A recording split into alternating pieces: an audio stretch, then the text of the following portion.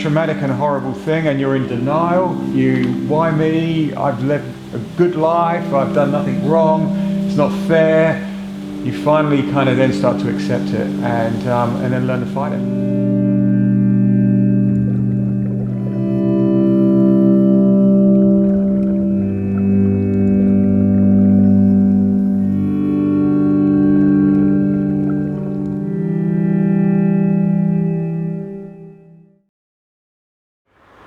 Martin Mason, on the bike I'm known as Marty, originally from the UK but here in Sydney, it's my home.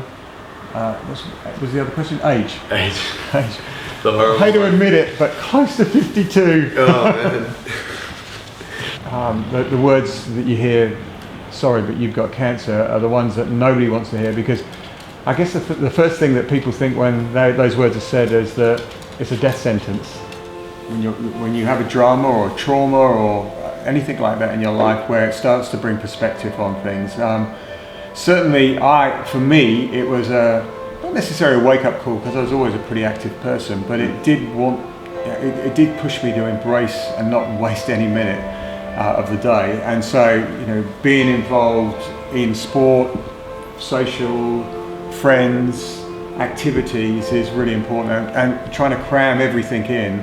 Maybe I try and cram too much in, but trying to cram as much as I possibly can in is absolutely, the way forward for me. So cycling, is a big part of my life now, and things like diving activities, anything that's kind of got a little bit of interest and there's a little bit of an edge to it is something that I love. And certainly, the diving side, as we saw this afternoon, not only is it kind of a cool, fun thing to do, but there's a serenity about it as well. There's something about being at one with nature and having an exclusive view of the world that other people don't get to see. That's kind of a cool thing.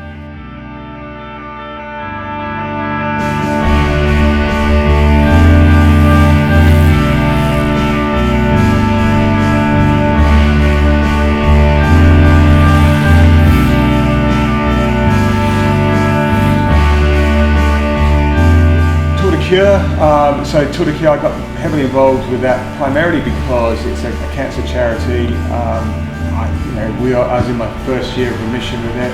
I got inspired to get involved in cycling through Lance Armstrong's book. I met a guy, introduced me to the whole thing, and it just made sense to me. Cycling and going out and doing something to create awareness and raise money for cancer just made complete sense. So we ride around Australia on our bikes and raise money and have a bit of fun doing it as well. Certainly the words "you've got cancer" is the words that nobody ever wants to hear when they go to the doctor, and probably one that you're least expecting, I think, as much as anything else.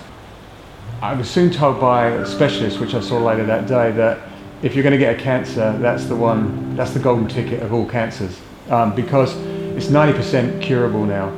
25 years ago it wasn't. Men were dying. For me, once I got over the initial shock, it was a matter of planning.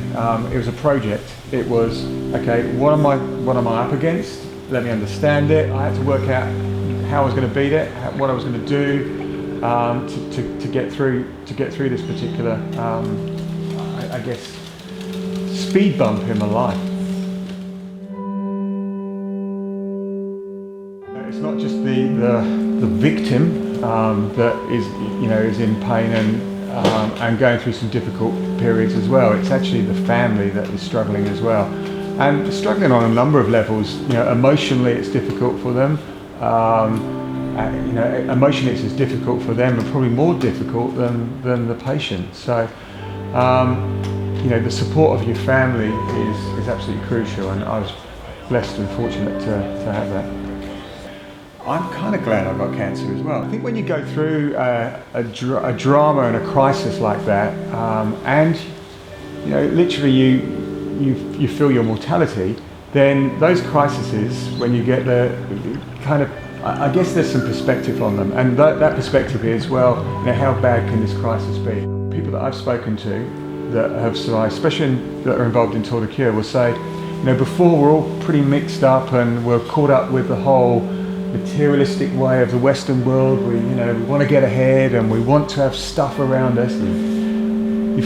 what it has done for me is simplified it and made, you know, what's the important things. And it's cliche to say, you know, family, friends, all those kind of things, but it really does put those kind of things in perspective.